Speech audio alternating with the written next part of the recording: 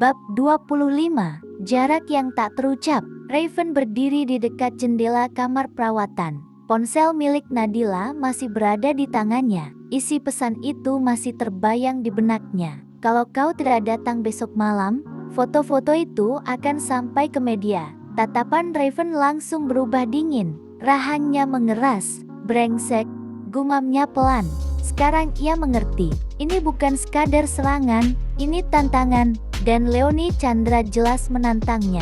Raven menutup layar ponsel itu dengan tenang. Namun di dalam dadanya, kemarahan mulai membakar.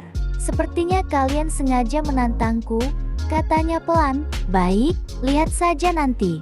Akan kuhancurkan keluarga kalian sampai tidak tersisa. Beberapa hari terakhir sebenarnya orang tua Leonie sudah berkali-kali mencoba menghubunginya melalui asistennya. Mereka memohon ingin bertemu, namun Raven menolak mentah-mentah. Ia bahkan tidak mau mendengar nama mereka, karena Raven tahu, jika mereka benar-benar berdiri di depannya sekarang, mungkin ia bisa melakukan hal yang tak bisa mereka bayangkan. Bagi Raven, dua putri keluarga Chandra yang sekarang sudah mendekam di penjara belum cukup. Bisnis keluarga Chandra sudah mulai runtuh. Beberapa proyek mereka yang sebelumnya bekerja sama dengan Raven langsung kehilangan kontrak. Perlahan-lahan semuanya mulai hancur. Namun bagi Raven, itu baru permulaan. 1 minggu berlalu, Nadila masih dirawat di rumah sakit. Hari-harinya terasa sangat membosankan. Ia hanya bisa berbaring, membaca buku, atau menonton televisi. Namun sebagian besar waktunya ia habiskan hanya menatap langit-langit kamar. Namun ada satu hal yang berubah. Awalnya Nadila sangat malu ketika Raven membersihkan tubuhnya. Pria itu bahkan harus membuka pakaiannya dan membasuh tubuhnya dengan handuk hangat. Namun setelah beberapa hari, Nadila mulai terbiasa, meski sesekali wajahnya masih memerah. Namun bagi Raven, itu cerita yang berbeda. Setiap kali ia membuka pakaian Nadila, ia harus menahan napas. Tubuh wanita itu ada tepat di depan matanya. Dan sebagai laki-laki normal, itu bukan sesuatu yang mudah diabaikan. Namun Raven selalu menjaga ekspresinya tetap datar, seolah tidak terjadi apa-apa. Padahal sebenarnya, itu sedikit menyiksanya. Namun ia tidak ingin Nadila mengetahui itu. Malam itu, Nadila menatap Raven dengan wajah memohon. Aku ingin pulang. Raven langsung menjawab tanpa berpikir. Tidak, namun Nadila tidak menyerah. Aku bosan di sini. Aku sudah merasa jauh lebih baik. Raven tetap menolak, namun Nadila terus memohon. Akhirnya Raven menghela napas panjang. Ia mengambil ponselnya dan menghubungi Nathan. Apakah Nadila boleh dirawat jalan di rumah? Nathan menjawab santai. Boleh saja, asal obatnya tetap diminum, pola makan dijaga, dan tidak boleh melakukan aktivitas berat. Raven masih ragu, namun Nadila sudah tersenyum penuh harap. Akhirnya setelah perdebatan cukup lama, Raven menyerah.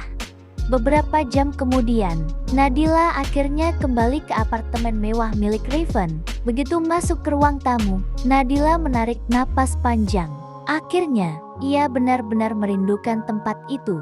Namun Raven langsung berkata dengan nada tegas, "Kau hanya boleh istirahat, tidak boleh melakukan apapun, tidak boleh aktivitas berat." Nadila mengangguk. "Tapi aku sudah bisa berjalan. Aku merasa lebih baik." Raven langsung menatap tajam. "Kalau kau tidak menurut, lebih baik kau kembali ke rumah sakit." Nadila langsung menyerah. Baiklah, aku akan melakukan apapun yang kau suruh." Ia tersenyum kecil. Raven hanya mendengus. Hari-hari di apartemen berlalu cukup tenang. Makanan selalu diantar oleh sekretaris Raven. Asistennya bahkan bolak-balik ke apartemen karena Raven bekerja dari rumah. Dokumen-dokumen penting dibawa ke sana untuk ditandatangani. Beberapa klien bahkan bertemu Raven di restoran dekat apartemen. Semua itu hanya karena Raven tidak ingin meninggalkan Nadila sendirian terlalu lama, dan dia tak bisa mempercayakan orang lain untuk menjaganya. Namun Nadila tidak mengetahui alasan sebenarnya. Hari demi hari berlalu, minggu demi minggu, tubuh Nadila perlahan pulih. Namun ada satu hal yang mulai tumbuh di hatinya, kesedihan. Ia sering memikirkan sesuatu saat sendirian. Selama dirinya sakit, Raven selalu berada di sisinya, merawatnya, menjaganya, bahkan melakukan hal-hal yang tidak pernah ia bayangkan sebelumnya. Untuk sesaat Nadila sempat berpikir, mungkin Raven sudah mulai menerimanya. Mungkin Raven mulai menyukainya. Namun sekarang, semuanya terasa berbeda. Raven tidak pernah menyentuhnya lagi. Bahkan sekalipun, dulu Raven menyentuhnya karena mereka terpaksa. Karena malam itu ia diberi obat oleh Leonie dan Miko. Namun setelah semua itu berlalu, Raven seolah menjaga jarak. Mereka masih tidur di apartemen yang sama, namun tidak lagi di kamar yang sama. Nadila tinggal di kamar utama, sedangkan Raven sering tertidur di ruang kerjanya. Kadang di sofa ruang tamu, kadang bahkan ia tertidur di depan laptopnya. Ia seperti menghindari berada satu kamar dengan Nadila. Pikiran itu membuat hati Nadila terasa berat, namun ia tidak pernah mengeluh.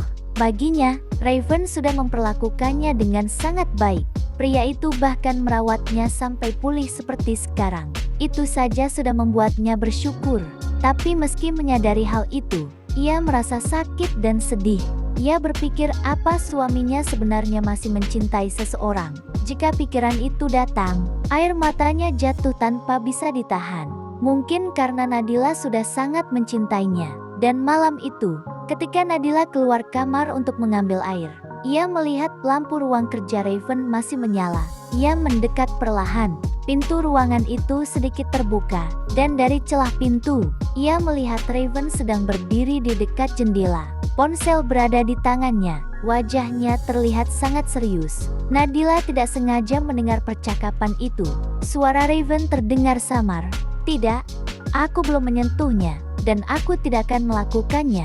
Namun jawaban Raven membuat tubuh Nadila langsung membeku. "Meskipun kau mengirim video-video itu untuk memprovokasiku, aku tidak akan menyentuh Nadila." Nadila langsung menahan napas. Jantungnya berdetak kencang. Ia tidak tahu Raven sedang berbicara dengan siapa. Namun untuk pertama kalinya, ia menyadari sesuatu.